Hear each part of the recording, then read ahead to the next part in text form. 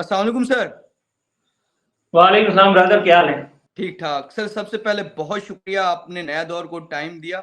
Sir मैं कुछ current affairs के मुतालिक तो बात ज़्यादा नहीं करूंगा। मैं आपसे बात करना चाहता हूँ। आपने एक दौर था जब बोल न्यूज़ पे फैज़याब लोग आते थे, और उन्हीं दिनों में आप भी, आपकी पता नहीं ज्वाइनिंग किस तरह हो गई बोल न्यूज़ में। ये तो अब आप ही हमें बताएंगे। आप ये तो ये मैं आपसे पूछना चाहता हूँ कि वो क्या जमाना था और किस तरह आपने बोल ज्वाइन किया, और कौन कौन से कोलीग थे आपके उसमें। अच्छा ब्रदर, बात यह है कि हम जैसे लोग जो हैं वो तबर्रुकन कहीं ना कहीं रखे जाते हैं, चाहे वो मुल्क में हो, चाहे वो शहर में हो, चाहे वो किसी इदारे में हो। नजर बट्टू उर्दू का एक लफ्ज है, अगर आपने सुना हो। वो जैसे खूबसूरत बच्चों के माथे पे या कहीं कान के पीछे एक काला टीका लगा देते हैं ना, तो उस तरह का वो एक जेस्चर होता है। हम लोग जो है वो शायद इसीलिए बोल में जगह पाने में कामयाब हुए थे उन दिनों। ठीक है। जिक्र कुछ यूं है कि मैं लाइव टेलीकास्ट में था, लाइव शो कर रहा था, और मुझे लाइव शो में ही बेताबाना 2-3 कॉल्स आ गई। जब मैंने शो खत्म करके और जवाबी कॉल की तो मुझे बताया गया कि जी हम बोल से बात कर रहे हैं और आपसे मुलाकात मकसूद है। सिलसिला आगे बढ़ा तो पता चला कि जी बोल से और इस तरह से मामलात हैं, और आपको एक पोजीशन ऑफर कर रहे हैं। हफ्ते का 3 दिन का 2 दिन का प्रोग्राम है, सैटरडे संडे इनिशियली, और वो आपने करना है रात 10 बजे वीकेंड पे। शो का नाम था मेरी जंग। तो शो के नाम से ही मैं एक्साइटेड हो गया। मैंने कहा यार ये तो मेरा पसंदीदा काम है, तो मैंने नाम पर तो रजामंदी फौरन फरमा दी। तो उसके बाद फिर सैलरी की बात हुई। सैलरी में जरा थोड़ा सा 1 आध घंटे बहस मुबाहिसे के बाद फाइनली वो बात तय हो गई। फिर जब सब एक दूसरे को मिठाई खिलाने ही वाले थे तो हमने शर्त आयद कर दी। हमने कहा मैं समी इब्राहिम को रिपोर्ट नहीं करूंगा, अच्छा ठीक क्योंकि है। इतने नेक नाम आदमी के साथ ना मैं कोई ताल्लुक रखना चाहता हूँ, ना मैं उनको रिपोर्ट करूंगा। मुझे रिपोर्ट जिससे भी करवा दो, मगर मैं समी को रिपोर्ट नहीं करूंगा। तो वो बहरहाल वहां ठीक से है। वो बात आ गई कि उन्होंने कहा ठीक है, आपको उनको रिपोर्ट नहीं करना होगा, आप अपनी इंडिविजुअल कैपेसिटी में बस आए, प्रोग्राम करें, और जो आपका तरीक़ेकार है आप करते हैं वो करें। आप आपकी रिसर्च, आपका प्रोग्राम। तो अंधा क्या चाहे दो आंखें, हमने ज्वाइन कर लिया। ये फैज और बेफैज ये सब तो बात की चीजें हैं। उस वक्त भी यकीनन सिस्टम काम कर रहा था, उसके बगैर तो ये सब चीजें चली ही नहीं रही थी। उस वक्त भी ज़ाहिर है इमरान खान, हजरत इमरान खान रहमतुल्लाह अलैह, उनके फरमुदात पर, उनके फरमुदात आलिया पर बल्कि मबनी प्रोग्राम्स करवाए जाते थे। वो एक उस वक्त होती थी मोहतरमा फिजा अकबर खान। फिजा अकबर को अच्छा, तो बाकायदा सर शोएब शेख की तरफ से हिदायत थी कि इमरान खान की जितनी बटरिंग आपने करनी है उसको उम्मत मुस्लिमा का वाहिद अजीम और अजीमुल मर्तबत बल्कि लीडर आपने बताना है, और जान लगा देनी है आपने। जाहिर है ये हिदायत शोएब शेख की तरफ से तो नहीं आती थी, इतना तो मैं भी समझता था। उसके बाद दूसरा अनमोल रतन वहां था, सिद्दीक जान। जब मेरा शो कुछ अरसे के बाद रजिस्टर्ड हो गया तो मुझे एक दिन हेड ऑफ प्रोडक्शन आई और आकर के बैठ के मुझसे गुफ्तगू के बाद उन्होंने कहा शोएब साहब का अरमान है कि आप सिद्दीक जान को एज तज्जियाकार। बस मैंने इतनी गुफ्तगू सुनी और मैं हत्थे से उखड़ गया। मैंने कहा सिद्दीक अच्छा। जान, ये तो मेरी गाड़ी को कपड़ा भी नहीं मार सकता, इसकी इतनी औकात तो नहीं है कि मैं इसको बिठाऊं। अच्छा। तो कुछ शायद मेरा रवैया खुश्क था, कुछ शायद मेरा एक स्ट्रेचर उस वक्त बन गया था, तो वो उन्होंने ज्यादा बहस नहीं की। फिर उन्होंने कहा ठीक है मैं शोएब साहब को बता देती हूँ। मैंने कहा आपको जिसको बताना है चाहे बता दें, आई डोंट केयर, ये मेरी वैसे भी 18वीं नौकरी है और 19वीं के लिए मैं तैयार हूँ। तो वो उसके बाद फिर वो सिलसिला वहीं तेल हो गया। फिर हमारा सिलसिला उनसे तो नहीं रहा। वो अपना प्रोग्राम कर रहे थे, बल्कि उस वक्त उनको न्यूज रूम में बिठा दिया गया था, जहां तक मेरा उस अच्छा। वक्त याददाश्त काम कर रही। नहीं नहीं, न्यूज रूम में उनको बाद में बिठाया गया था। पहले वो शोज में तबसरा निगार तज्जियाकार बैठते थे। समी इब्राहिम जो चुटिया वाले बाबा थे वो अपने प्रोग्राम में उनको बिठाते थे, और उसके बाद फिर समी इब्राहिम के साथ बैठ करके वो इमरान खान की मालिश करते थे, उनकी जो है वो उनके ओपोनेंट्स की नालिश किया करते थे, उनको बताया करते थे कि ये कितने खराब कितने बदकार लोग हैं। तो मुकम्मल ठीक है। फ्रीडम, मुकम्मल लिबर्टी थी, लेकिन मुझे ये पता था कि जो कुछ दिख रहा है वो वैसा है नहीं। क्या बोल न्यूज को फैज हमीद चलाते थे आप, यही कहना? फैज हमीद का क्या था, क्या लिंक था? यार देख मैं आपको एक बात बताऊं, फैज हमीद कोई इंडिविजुअल नहीं था, ठीक है। अगर मैं आपसे ये कहूं कि फैज हमीद चलाता था तो मेरा ख्याल है इससे ज्यादा अहमकाना बात नहीं है। फैज हमीद वॉज एवरीवेयर उन दिनों में। इसका मतलब ये थोड़ी फिजिकली वो हर जगह हुआ करता था। फैज हमीद एक इदारे का हेड था, उस इदारे के 10,000 चेहरे हैं, उस इदारे के 10,000 जो है वो रूप हैं, और वो हर आदमी अपनी जगह फैज हमीद है, क्योंकि वहां ऑर्डर फैज हमीद की तरफ से आया करता था ना। मैंने पिछले दिनों एक इंटरव्यू भी दिया, उसमें भी मैंने ये बताया कि मैं पीपल्स पार्टी के एक सेनेटर को गाड़ी तक छोड़ने के लिए गया, तो वो बेचारा मेरे कंधे पे सर रख के रोने लगा कि यार इसने बड़ा तंग किया हुआ है, जब देखो तो टेलीफोन कर देता है, हर चीज में इसको हिस्सा चाहिए, कोई नया प्रोजेक्ट हम शुरू करते हैं उसमें जो है वो फोन करके और वो शुरू हो जाता है। अब जाहिर है कि इस तरह की चीजें तो फैज हमीद से मतलब जो एक्सपेक्ट नहीं करेगा, या तो वो उस मुल्क में नया आया है, या तो वो बहुत ज्यादा मासूम है। अच्छा, ना मैं नया आया हूं ना मैं मासूम हूं, इसलिए मुझे पता है कि सब हो सकता था। और फैज हमीद की जहां तक मुदाखलत की बात है, बिल्कुल देखिए बिल्कुल। पूरा सिस्टम अच्छा, काम करता था। बिल्कुल। अच्छा, आपके ज़माने में इमरान रियाज़, सदीक जान, फिर मखदूम शहाबुद्दीन की भी पट्टियाँ हमने बोल न्यूज़ में चलती देखी। आपने पूछा कि ये जो अनमोल रतन जिनके नाम आपने लिए, ये भी वहां मौजूद थे और मैं भी मौजूद था। तो मेरे वहां रहते हुए, मुझ जैसे कैरेक्टर के वहां रहते हुए शोएब शेख की ये जिसारत कैसे हुई कि वो उसी वक्त में इतना बड़ा पंगा और कैसे ले लें कि उन लोगों को भी नौकरी दे दें, आप यही पूछ रहे हैं? जी, अच्छा मेरे भाई, बात ये है कि लोगों को लगता है कि शोएब शेख मेरा बॉस था। मैं आपको ये बताते हुए निहायत मुसर्रत महसूस कर रहा हूं कि एक मर्तबा मुझे किसी ने फोन किया, उसने कहा यार तुमने 2 साल हो गए, तुमने आज तक शोएब शेख से मुलाकात क्यों नहीं की? मैंने कहा वो मुझसे मिलेगा ही नहीं।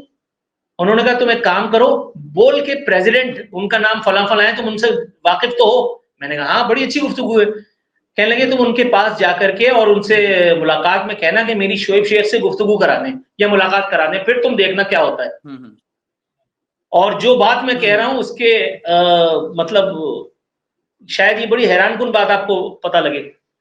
मैं उनके पास हस्ब तलकीन गया, जाकर के मैंने उनसे फरमाइश की कि जी शोएब शेख से मेरी जरा मुलाकात तो करवाएं। वो हर फीके माजे ताए से मिलते हैं, हर आदमी को अपने दर पे बुला करके और उनको फैजियाब फरमाते हैं।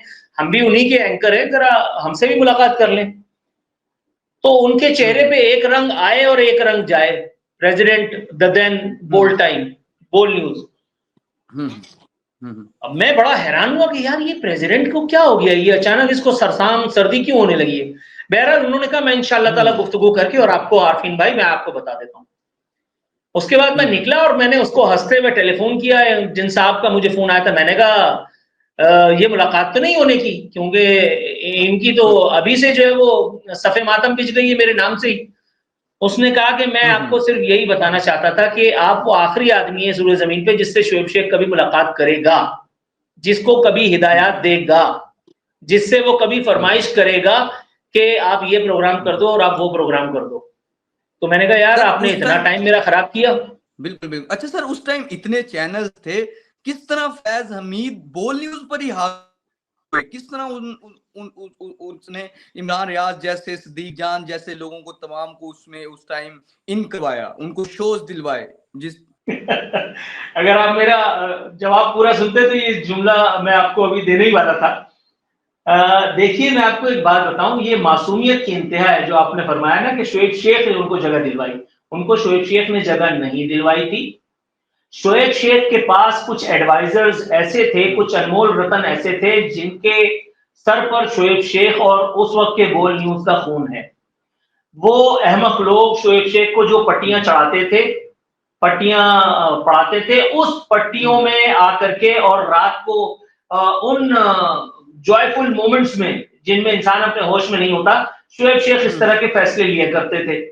उनकी जूम मीटिंग्स बड़ी मशहूर थी। वो डायरेक्टर न्यूज, डायरेक्टर प्रोग्राम और कुछ अनमोल रत्नों को लेकर के और घंटों जूम मीटिंग फरमाया करते थे। तो ये उस सोबत का असर था जिसने उनसे ये हिमाकत करवाई थी। और दरे पर्दा जो मेरी मालूमात भी है और कुछ और भी है जिसके बारे में इस वक्त बात करना मकसूद नहीं है, ये पट्टी उनको वहां से पढ़ाई जाती थी जहां से बाकायदा इमरान खान सरकार चलाई जाती थी। देखिए मैं पहले भी कह चुका हूं कि अपने व्लॉग्स आफीनामा में भी बात कर चुका हूं और मैं बहुत खुल करके दीगर जगहों पर भी इसका इज़हार कर चुका हूं। ये मुईद पीरजादा, ये इरशाद भट्टी, ये इमरान रियाज खान, ये सिद्दीक जान, ये फलाने, इनकी बाकायदा असाइनमेंट्स लगती थी शाम को 5 बजे।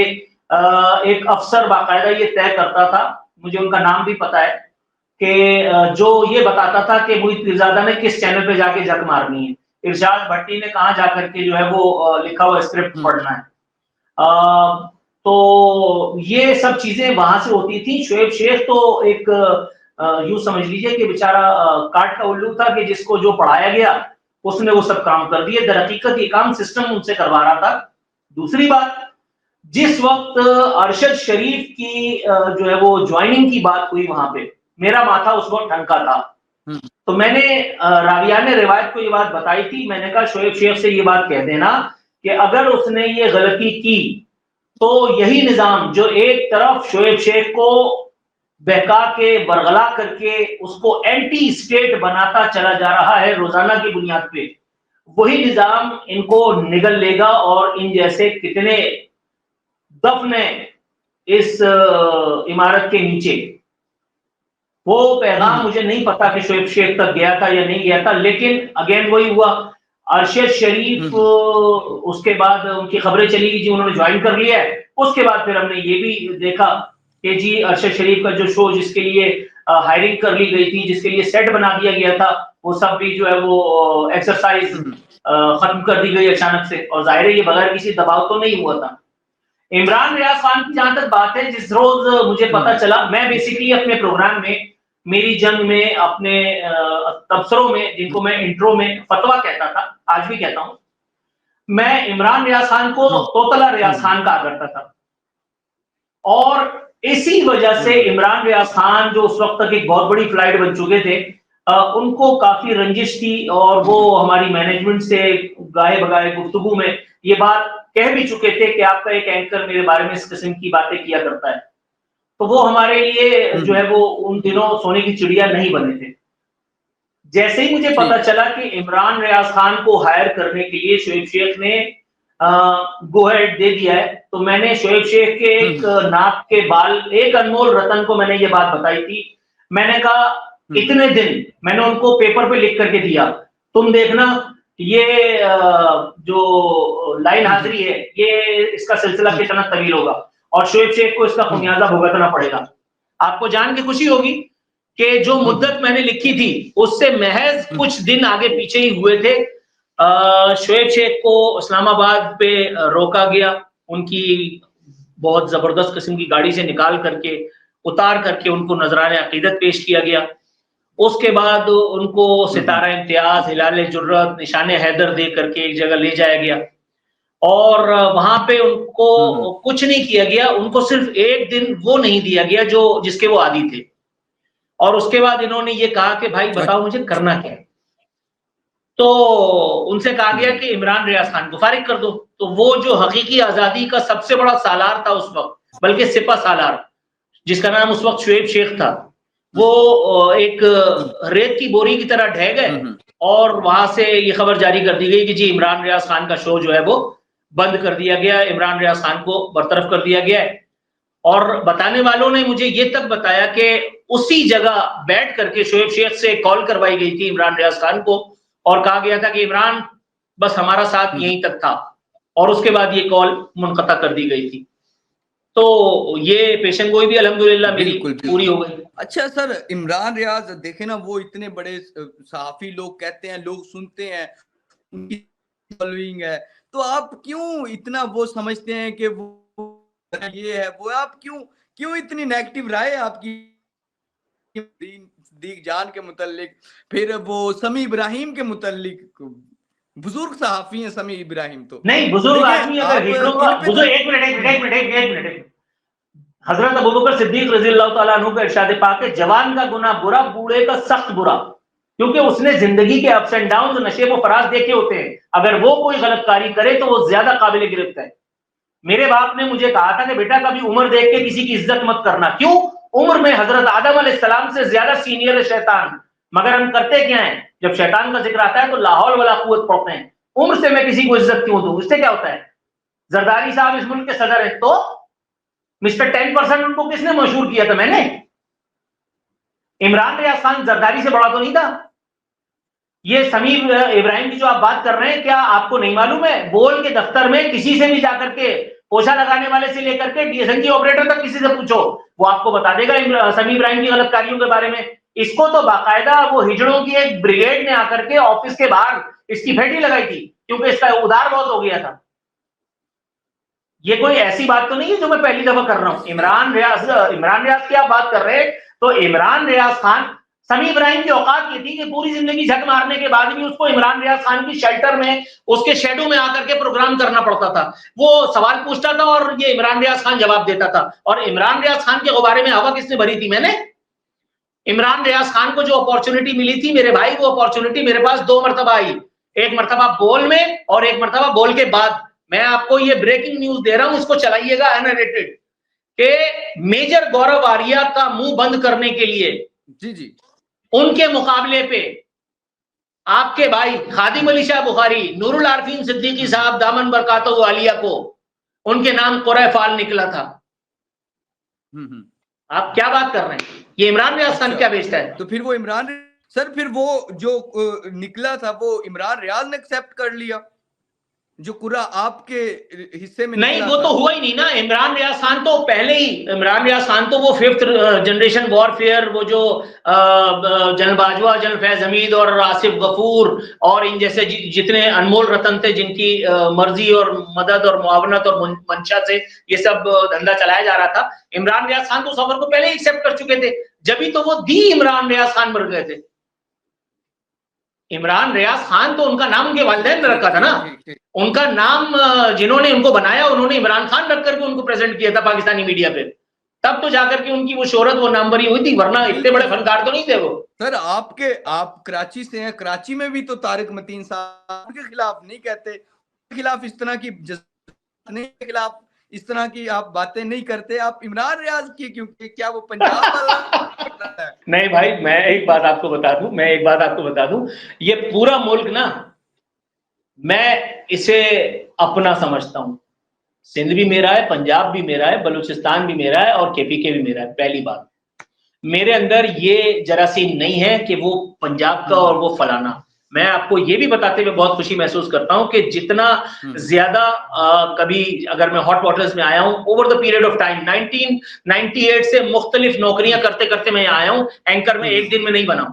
तो जितने लोगों ने मेरा साथ दिया उनमें से बहुत कम महाजिर थे, उर्दू स्पीकिंग थे, बाकी ज्यादातर पंजाबी थे, कुछ पठान थे, कुछ फलाने थे, कुछ ढिमकाने थे। मेरे अंदर ये चीज नहीं पाई जाती। आपने बात की तारिक मतीन की, ऑनेस्टली स्पीकिंग वो एक काबिल एहतराम शख्स है, लेकिन मैं मतलब ईमानदारी की बातें उनके बारे में क्या कहूँ, क्या उनकी बातें इतना नोटिस हुआ करती थी किसी दौर में भी जितना इमरान रियाज खान की?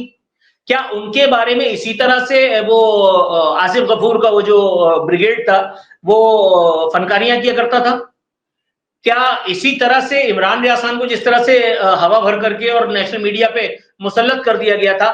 इमरान खान बैठा हुआ है वक्त का वजीर आजम और ये इतना बड़ा फनकार है कि ये इमरान खान को लेक्चर दे रहा है, ये बता रहा है कि तुमने मुझे बताया था, तुमने, अबे तू एसएचओ था, तू डीजीएफआईए था, तू डीजीआईएसआई था, तू था कौन मामा? 1 लाख रुपए की तेरी औकात थी एक्सप्रेस न्यूज में, और जिस दिन तेरी तनख्वाह 1 लाख रुपए हुई थी, जिस दिन सुल्तान लगानी ने तेरे नाम ये कर दिया था कि जाओ डॉक्यूमेंट्री तुमने अच्छी बनाई है, तुम्हारी तनख्वाह आज से 1 लाख रुपए, ये उछलता हुआ कॉरिडोर में जा रहा था ऐसे ऐसे ऐसे। मैं एक्सप्रेस न्यूज में भी रह चुका हूं मेरे भाई, मुझे अच्छी तरह से पता है इनकी क्या वक़्त थी। इनकी वो डॉक्यूमेंट्री अच्छी लग गई इसलिए उनको एंकर बना करके बिठा दिया। और इनके प्रोग्राम्स आप देखें, ये एक वक्त में कहते हैं टीएलपी को मारना बहुत अच्छा था इमरान खान के दौर में, उससे पहले उसके बाद जो है वो टीएलपी की ये शामत ले आते हैं, ये कहते हैं कि तुमने फलाना किया, तुमने ढिकाना किया। इसका एक वो देखो तो ये कहता है कि जी फौज के खिलाफ बोलने वालों की जुबानें जो है वो बुद्धि से निकाल लेनी चाहिए। दूसरे में ये फौज के बारे में जो जो बातें करता है वो मैं और आप तो कभी तन्हाई में भी नहीं कर सकते, क्योंकि बहरहाल अगर पाकिस्तानियत का एलिमेंट आपके अंदर और मेरे अंदर थोड़ा बहुत है, जाती शिकवे शिकायत पॉलिसी से इख्तलाफ, वो अपनी जगह है, लेकिन ऐसी अंधी तो नहीं लगी है ना यार कि जैसे ये बताया करता था।